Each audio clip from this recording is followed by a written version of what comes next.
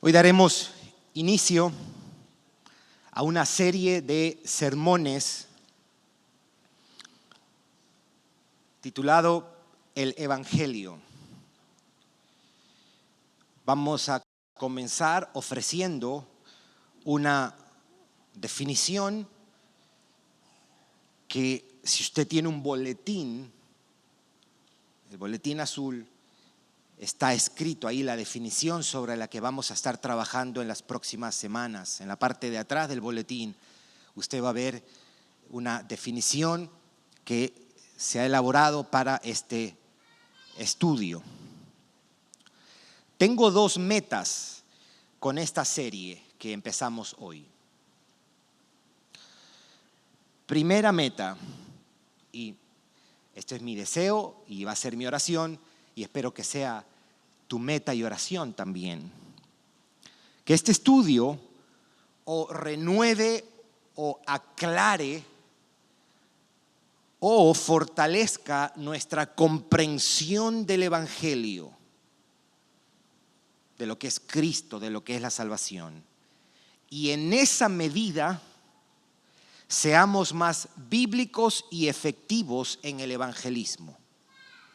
Hemos venido hablando por 4 semanas acerca de la gran comisión, la importancia de compartir nuestra fe, lo que es el evangelismo.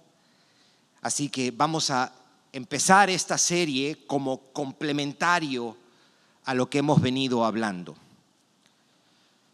Esa es mi primera meta. Pero sobre todo mi oración y deseo es que esta serie, el Evangelio, sirva para darnos una renovada visión y experiencia de la gloria de Dios en el Evangelio. Es decir, que esta serie de sermones nos ayude a comprender el núcleo del Evangelio, los elementos del Evangelio para nuestra tarea del evangelismo, y también que nuestra visión y experiencia de la gloria de Dios revelada en el Evangelio sea renovada. Es decir, mi aspiración, meta, deseo y oración es transformación, que viene por causa de la adoración. Así que vamos a mirar el Evangelio para ser más eficaces a la hora de comunicar el Evangelio, a la hora del evangelismo, y que esto también sirva para una visión y experiencia de esa gloria del Evangelio, y de esa manera adoración se produzca y transformación siga. Así que eso es lo que aspiro y lo que estoy orando desde hace unos días y que va a ser mi oración. Quiero invitarte a buscar, yo voy a citar hoy día, vamos a mirar brevemente un pasaje en Éxodo, pero antes me gustaría que tú puedas ir al libro de Efesios, capítulo 1, porque me gustaría que tú puedas ver algo del pasaje de Efesios, este capítulo 1 que hemos memorizado en el versículo 13.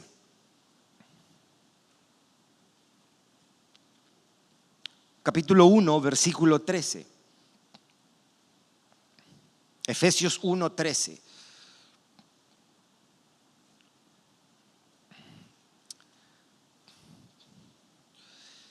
Si nosotros preguntamos ¿qué es el Evangelio? La respuesta bíblica correcta y directa a esta pregunta es decir, Evangelio son las buenas nuevas de salvación. Esa es una respuesta correcta, bíblica. Mire lo que dice este pasaje.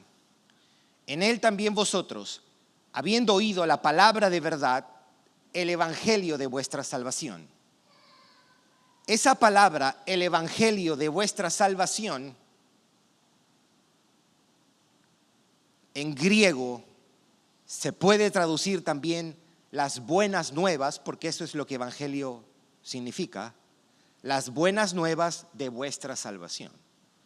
Así que si usted dice y responde, el Evangelio son buenas noticias de salvación, usted está usando el lenguaje bíblico y un concepto bíblico. Es bíblico lo que usted está diciendo, y no solamente es bíblico, sino que está utilizando un lenguaje bíblico. ¿Qué es el Evangelio? Son las buenas noticias de salvación. Amén. Recuerde, Efesios 1:13. Ahora, esta buena noticia o este mensaje tiene un contenido concreto, tiene elementos concretos, indispensables. Así que esta es la definición que propongo y sobre la que vamos a trabajar en las próximas semanas cuando estemos haciendo este estudio. Usted lo puede ver en el boletín, como dije hace un momento, en la parte de atrás. Esto es nuestra definición de lo que es el Evangelio o una manera de explicarlo. Dios nos creó para disfrutar de Él. El primer elemento, Dios. El hombre pecó y se apartó de Él. Cristo, por su muerte y resurrección, nos regresa a Dios. Eso es el Evangelio. Algo más resumido usted puede decirlo. Dios nos crea para Él, el pecado nos aparta de Él, Cristo nos regresa a Dios. That's the gospel. Eso es el Evangelio. ¿Cómo nos regresa? Por medio de su muerte y resurrección. ¿Ok? Si usted necesita, son tres pilares: Dios, el hombre como un pecador y Cristo. ¿Qué es el Evangelio? ¿Cómo puedo hacer una presentación bíblica, sencilla, completa del Evangelio, afirmando que fue Dios quien nos creó y nos crea para Él, para disfrutar de Él? El pecado nos aparta de Él, pero Cristo nos regresa a Dios, nos hace volver a Dios por medio de lo que Él hace con su muerte y resurrección. Así que esos son los elementos centrales del Evangelio. Claro, alguien estaría diciendo, ¿y dónde queda la fe y el arrepentimiento? Cuando exponemos el Evangelio, Dios, pecado, Cristo, entonces invitamos a los hombres a responder a esa verdad. ¿Y cómo ellos deben responder? Con fe en Cristo y arrepentimiento de sus pecados. Pero el contenido del Evangelio encierra Dios, hombre, como un pecador, hombre, pecado, Cristo quien nos regresa a Dios. Hoy vamos a empezar con Dios. Vamos a detenernos a considerar quién y cómo es este Dios. Y vamos a partir desde su palabra, obviamente. La creación nos da datos, nos da algo, nos revela algo acerca de Dios, pero no es la revelación más completa y definitiva. En su palabra la encontramos. La palabra de Dios es su autorrevelación. Así que para comprender esto de Dios nos creó para disfrutar de Él, que es la primera parte, primero debemos considerar qué clase de Dios es este. ¿Qué clase de ser nos crea? ¿Qué tipo de ser es este que llamamos y describimos como Dios? A esto usualmente se le llama teología propia. Teología propia quiere decir el estudio de Dios como tal. Los antiguos usaban tres métodos para determinar y establecer qué es esto o quién es este. Y se usaba tres métodos básicos y que la teología cristiana ha adoptado y más o menos ha usado para hacer una descripción de este Dios. Está la vía de la causalidad, está la vía de la eminencia y está la vía de la negación. ¿A qué cosas se referían los teólogos con esto? Con la primera, la vía de la causalidad, es que observando el mundo creado y viendo sus efectos Desde los efectos podemos saltar hacia las causas primeras y así determinamos que hay un Dios y cómo es este Dios. Por eso se le llama la vía de la causalidad, porque se miran los efectos que hay en el mundo y a partir de los efectos saltamos a las primeras causas.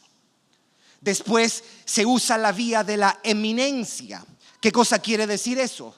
Que miramos al ser humano en todas sus virtudes y tomamos las virtudes del ser humano y la llevamos a la máxima expresión o a su eminencia, y eso es Dios.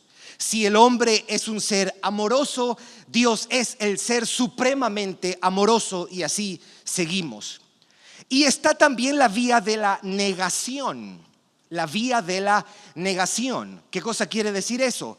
Que volvemos al hombre y miramos no las virtudes ya, miramos los defectos del hombre y negamos que esos defectos o limitaciones en el hombre se le apliquen a Dios. Es una forma negativa de describir a Dios. Por ejemplo, si el hombre es mortal, Dios es inmortal. Si el hombre es finito, Dios es infinito. Si el hombre es mutable, es decir, que cambia, decimos Dios es inmutable. Son intentos por tratar de descubrir cómo es este Dios. Ahora bien, nosotros pudiéramos comenzar demostrando su existencia.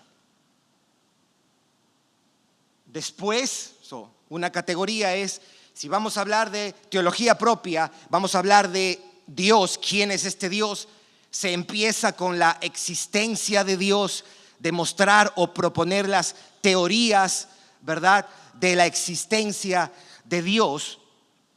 Después se enfoca en las perfecciones de Dios, es decir, lo que conocemos como sus atributos, y luego considerando su subsistencia, es decir, cómo existe Dios.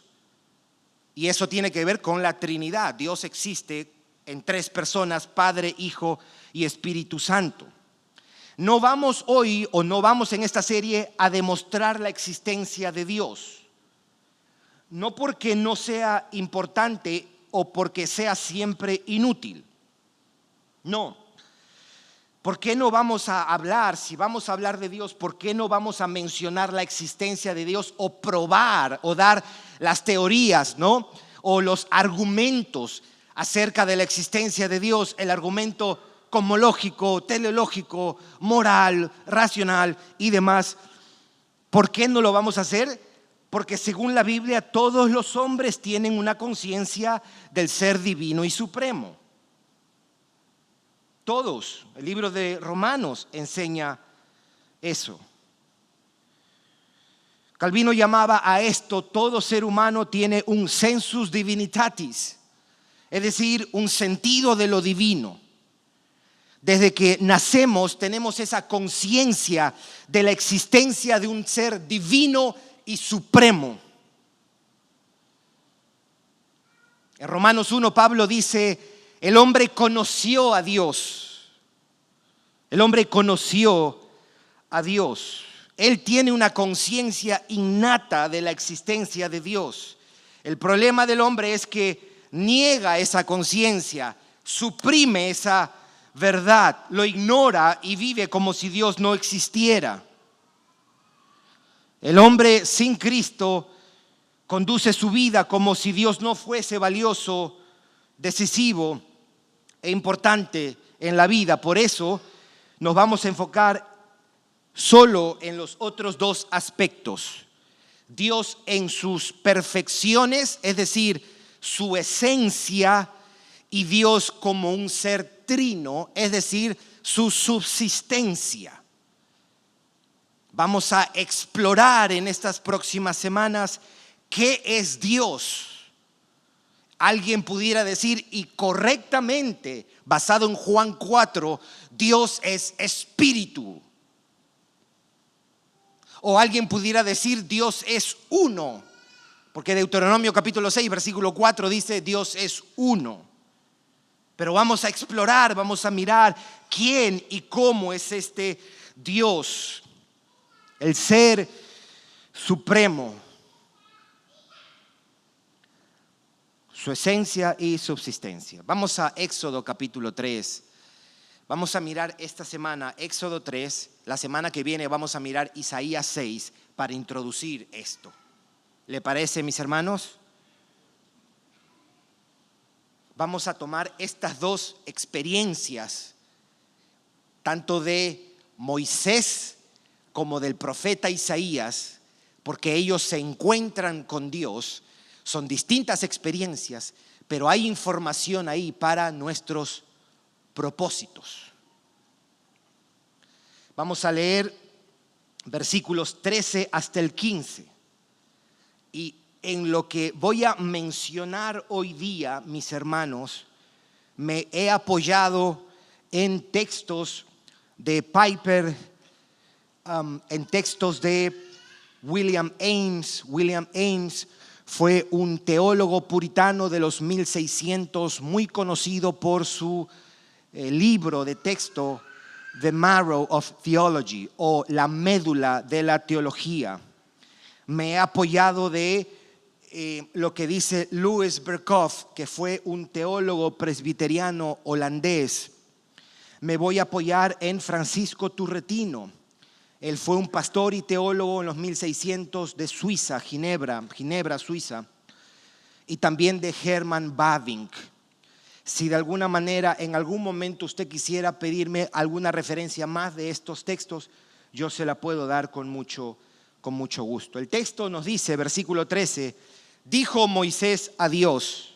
Usted recordará, déjeme hacer un paréntesis, ¿dónde pasa esto? Esto sucede en el encuentro que tiene Moisés con el Señor en el arbusto que estaba quemándose, en la zarza ardiente. Dijo Moisés a Dios, he aquí que yo llego a los hijos de Israel y les digo, recuerde que el Señor le ha dicho, tú vas a ir allá y tú les vas a liberar. ¿Okay? Y le vas a decir eso a Faraón y le vas a decir eso al pueblo. Y les digo, el Dios de vuestros padres me ha enviado a vosotros. Si ellos me preguntaren cuál es su nombre, ¿qué les responderé? Versículo 14. Respondió Dios a Moisés. No le da un nombre. Mire lo que Dios responde. Yo soy el que soy. Y dijo, así dirás a los hijos de Israel. Yo me imagino, cuando Moisés escucha esto, yo soy el que soy.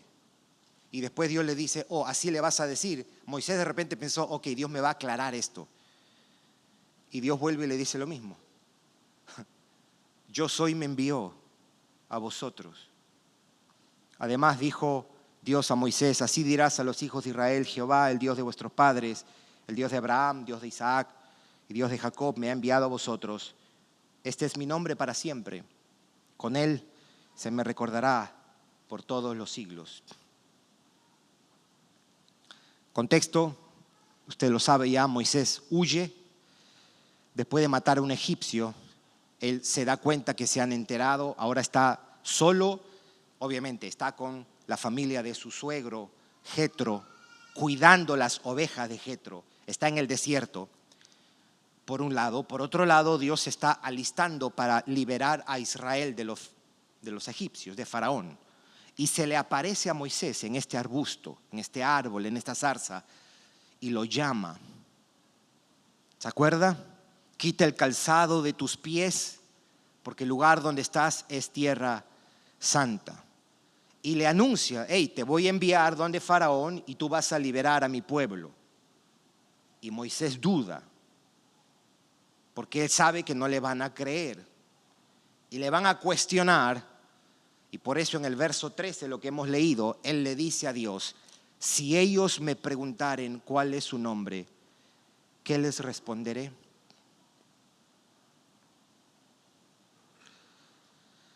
Voy a decir 5 cosas acerca de esto de yo soy.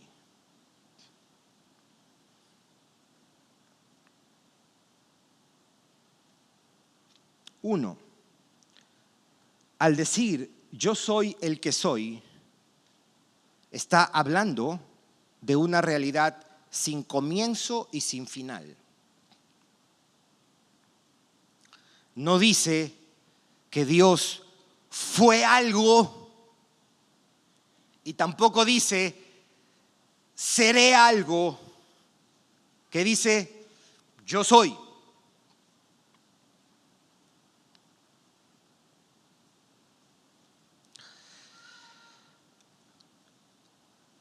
Los teólogos cristianos del siglo XI, XII, a quienes llamaban los escolásticos, tomaron mucho del pensamiento de Aristóteles. Y ellos hablaban en estos términos de 2 formas de existir o 2 seres. Usted puede ser un ser potencial o usted puede ser un ser actual o acto puro, decían. ¿Qué cosa quiere decir eso? Que si usted es un ser potencial, quiere decir que usted puede cambiar, usted puede mejorarse o perfeccionarse. Usted tiene, ese ser tiene la capacidad de poder ser más de lo que es en un momento en particular, tiene la capacidad de mejorarse o perfeccionarse. Nosotros usamos la expresión, esta casa tiene potencial, ¿verdad? Porque podemos mejorarla o agrandarla o perfeccionarla. Cuando vemos a un jugador que recién sale, los entrenadores dicen, este tiene mucho potencial, ¿verdad? Quiere decir que se puede mejorar. Del otro lado, se habla de algo que no tiene esa cualidad o esa limitación, que es acto puro, es existencia perfecta, sin capacidad para mejorarse o perfeccionarse. Y los teólogos escolásticos tomaron esto para decir, Dios no es potencial, y nosotros decimos amén, porque Dios no puede ser mejorado. Dios es acto puro, decían ellos. Dios es acto puro. ¿Cuál pudiera ser el sustento bíblico para esa declaración? Éxodo capítulo 3.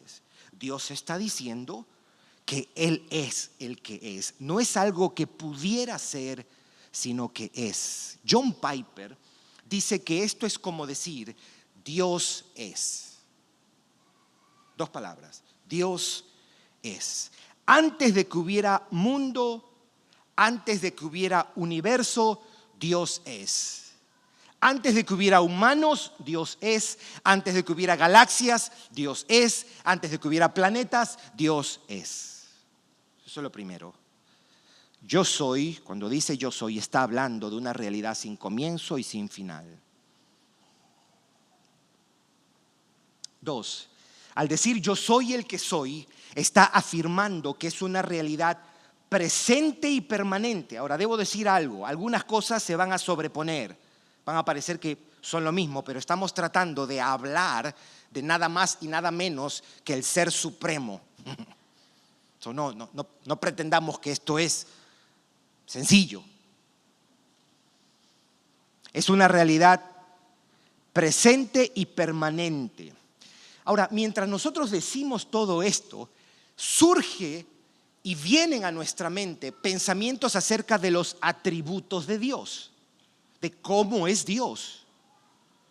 Lo que aquí está diciendo, yo soy el que soy, está diciendo en otro sentido que Él no está limitado a cuestiones de tiempo, ni pasado ni futuro. Dios es. Él no fue algo ni será algo, Él es el que es. No llegó a ser ni llegará a ser, Él es. Ser y existencia pura y completa. Dios es, por eso decimos que eso quiere decir que Dios es una realidad presente, pero también constante, permanente. De aquí pudiera surgir la idea de inmutabilidad. Dios no cambia. Dios es constante. ¿Constante en qué? En su ser, constante en sus palabras, decretos, constante en sus obras. Dios es permanente. Así que primero, Dios está hablando de una realidad sin comienzo y sin final. Cuando Él dice, yo soy el que soy. Dos, está hablando de una realidad presente y permanente. Número tres, al decir yo soy el que soy, nos dice que es autoexistente, pero también autosuficiente. Él no necesita de nada ni de nadie. Dios es. Su ser no proviene de nada. Él no necesita de nadie para llegar a ser ni para seguir siendo. Yo soy el que soy. Autosuficiente, autoexistente, una realidad presente, una realidad permanente, una realidad sin comienzo, una realidad sin fin. A esas cosas le pudiéramos decir, pero esto está hablando de la eternidad. Hay un sentido en que eso es cierto. Cuando Él está diciendo yo soy, Él está diciendo algo acerca de su condición de eterno, de su condición de inmutable, de su condición de autoexistente. Eso hay veces se le ha llamado la aceidad de Dios. Siempre los teólogos inventando palabras raras para justificar sus salarios, decía un profesor en el seminario. Dios es autosuficiente. Por eso pensar o decir Dios necesita que tú, no usemos eso. Dios no necesita nada. ¿Ok? Dios no necesita. No, pero para Él salvarte, Él necesita que tú, dígalo de otra manera, no lo diga así, porque eso no es cierto. A Dios no le puedo adjudicar necesidad. Nosotros somos, we're needy people. ¿Right? Nosotros somos gente necesitada, quebrada, vulnerable, dependiente. Dios no. 4. ¿Ya se cansó? ¿Podemos seguir? Alguien dirá, oye, pero este grado de abstracción, ¿por qué no me das 3 puntos para hacer y salir a la casa? Ese es nuestro problema, que necesitamos tiempo para meditar en esto y decir, ¿qué caramba quiso decir Dios con esto de yo soy el que soy? ¿En qué universo estoy viviendo? ¿Y de qué manera estoy viviendo? Esto es bueno, esto es importante. Esto alimenta mi sentido de maravilla de Dios. Esto alimenta mi sentido de dependencia de Dios. Esto nos ubica. Esto nos da perspectiva en la vida. Esto estimula nuestra adoración, nuestra confianza en Él. Esto es bueno. 4. Al decir yo soy el que soy, nos dice que Él es la realidad absoluta e independiente. Realidad absoluta. A eso también le pudiéramos decir realidad perfecta. Él no llegó a ser ni llegará a ser. Yo soy el que soy, no requiero nada, pero todo requiere de mí. Toda la realidad conocida y desconocida viene después de Él, mis hermanos. La realidad física, la realidad espiritual procede de Él. Las cosas visibles e invisibles derivan de Él y dependen de Él. Toda forma de existencia, natural y sobrenatural, empieza en Dios, depende de Dios para su continua existencia y terminará cuando Dios decida terminarla. Todo lo que vino a ser empezó en Él porque Dios es, y todo lo que llegará a ser empezará en Él porque Dios es, mis hermanos.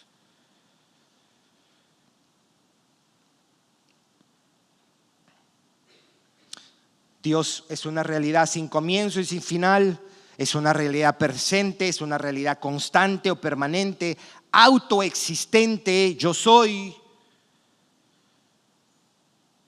acto puro, como dirían los escolásticos, autosuficiente y también realidad absoluta e independiente. Dios es, mis hermanos. Quinto, al decir yo soy el que soy, implica que es una realidad necesaria.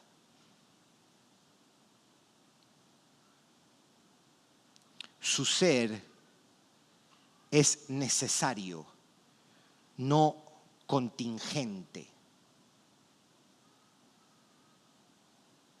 Es decir, todo lo demás es dependiente, secundario. Puede o no puede estar. Eso es lo que la palabra contingencia quiere decir. Pero estamos diciendo que Él es una realidad necesaria.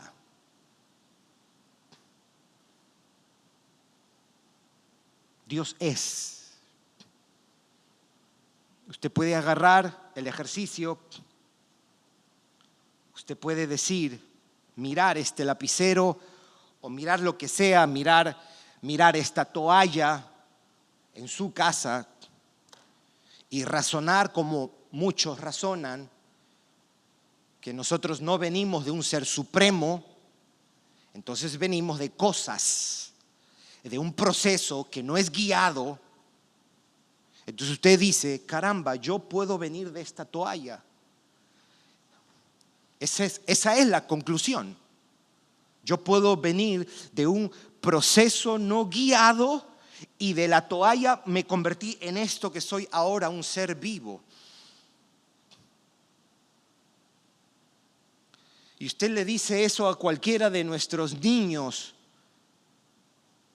y lo va a mirar a usted y quizás no va a usar la palabra, pero va a pensar que eso es absurdo y que usted y yo somos estúpidos. Nosotros no venimos de algo.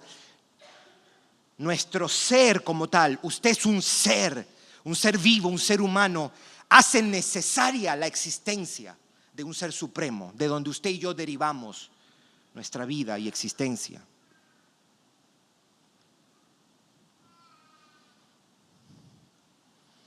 Se requiere que Él sea para que los demás sean. Es necesario que Él esté para que lo demás esté. Para que haya algo, debe haber algo, y eso es Dios. Yo soy el que soy. Dios es. Esas son las 5 cosas. Y usted puede seguir, y seguramente nos va a tomar toda una eternidad para seguir discerniendo, entendiendo y admirando. Yo soy el que soy. Es una realidad sin comienzo y sin final, una realidad presente y constante, una realidad autoexistente y autosuficiente, realidad absoluta o perfecta, independiente y una realidad necesaria. La verdad, mis hermanos, comienza y se sostiene con esta verdad. La realidad empieza con esta realidad. Nuestra comprensión de la Biblia, nuestra comprensión de la vida, de la gracia, del cielo, del infierno, debe empezar con este hecho concreto. Dios es la verdad más central de la existencia. Aquí comienza todo y aquí termina todo. Por encima de las galaxias, Alcioneo, Vía Láctea, Andrómeda, por citar algunos, por encima de los planetas, por encima de los océanos, por encima de los mares, por encima de los tsunamis. Dios es, mis hermanos, por encima de los terremotos, Dios es, por encima de los volcanes, Dios es, por encima de los volcanes en erupción, Dios es, por encima de los billones y billones de estrella y de los años luz, Dios es, por encima de los presidentes y los jueces, por encima de los gobiernos, por encima de los hombres. Este es el fundamento de toda palabra. Dios es. Este es el fundamento de toda idea. Dios es. Yo soy el que soy. Este es el fundamento de todo concepto. de toda la vida, de todo el pasado, de todo el presente, de todo el futuro. Yo soy el que soy. Amén, mis hermanos. Así que cuando nosotros pensamos en Dios,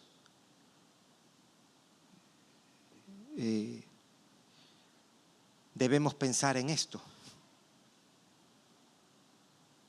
Porque así es como, ¿cómo te llamas? ¿Cómo me dirijo a ti? ¿Qué les digo? ¿Qué cosa tú eres? ¿Quién tú eres? Dame un poco dame información. ¿Y qué le dice Dios? Yo soy.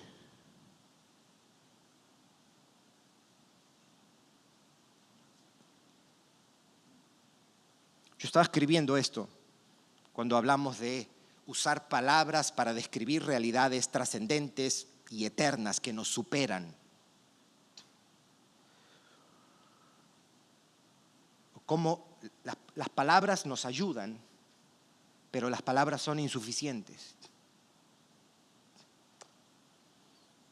Va a llegar un momento donde ya no hay palabras, ya no hay más. ¿Y qué corresponde ahí? Arrodillarnos y decir: te alabo y te adoro, no te entiendo, Señor. Te exalto.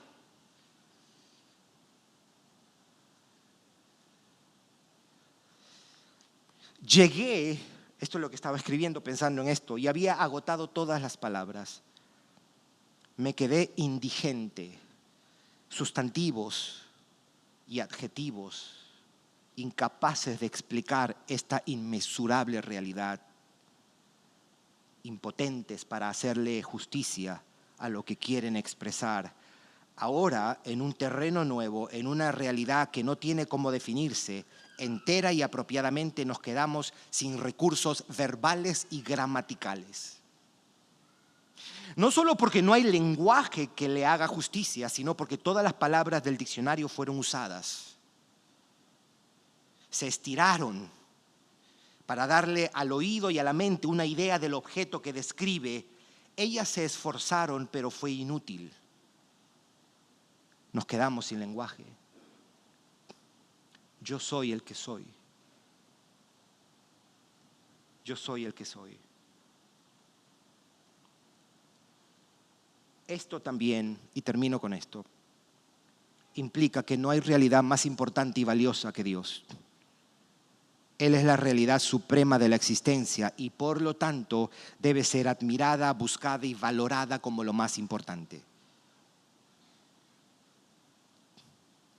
Esta es la realidad más definitiva de tu existencia.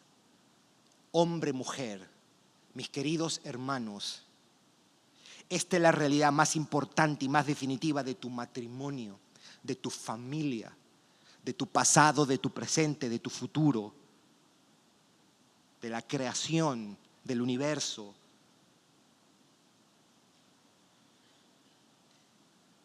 Y eso fue lo que causa el problema. Es en eso que fallamos los hombres, en no darle la admiración, la gloria y el valor que ese ser merece. Fallamos en no admirar esa gloria, fallamos en no adorar esa gloria, fallamos en no contemplar esa gloria. Nos deslumbramos con conciertos de Super Bowl, nos deslumbramos con los mares, nos deslumbramos con el firmamento, nos deslumbramos con las galaxias, pero no nos deslumbramos con el Dios que nos ha creado. Y pensar, mis hermanos, que esa clase de ser, que es el ser supremo y absoluto, es el que nos creó.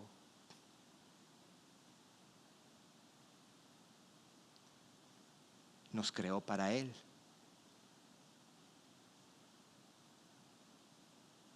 Y ese ser es contra quien pecamos.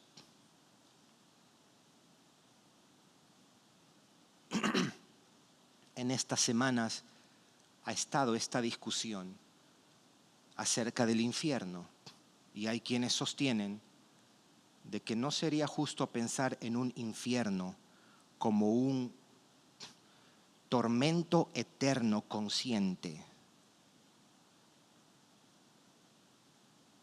sino que el pecador en el infierno va a desaparecer después de un tiempo de sufrir. ¿Por qué dicen esto? Porque es injusto que un pecado en el tiempo tenga una consecuencia eterna. El problema con ese argumento es que falla en determinar que cuando pecamos, estamos pecando, sí, temporalmente, pero contra un ser que no es temporal, contra un ser infinito. Por eso el pecado es infinito y merece consecuencias infinitas.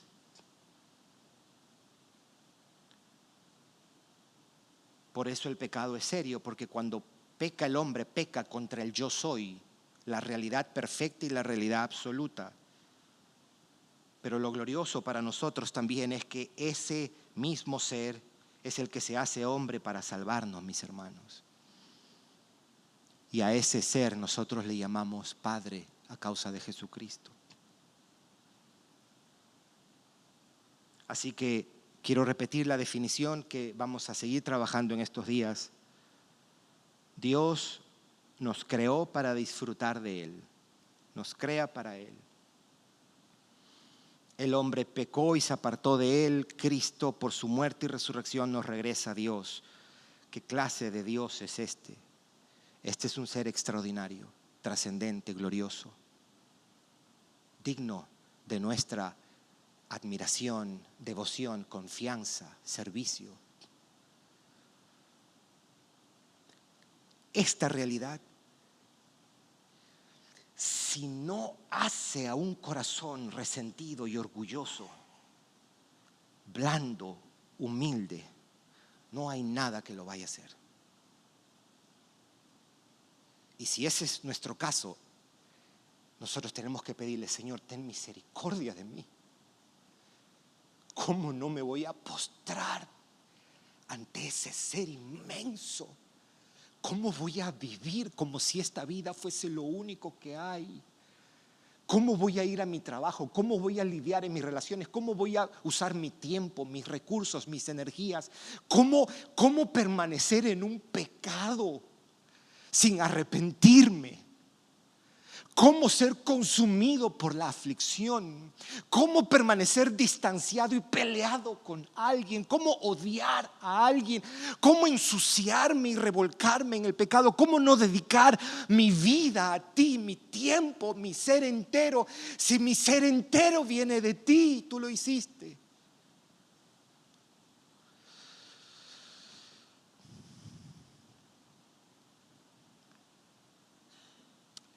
Nosotros tenemos un Dios extraordinario, mis hermanos, digno de nuestra obediencia y nuestra confianza.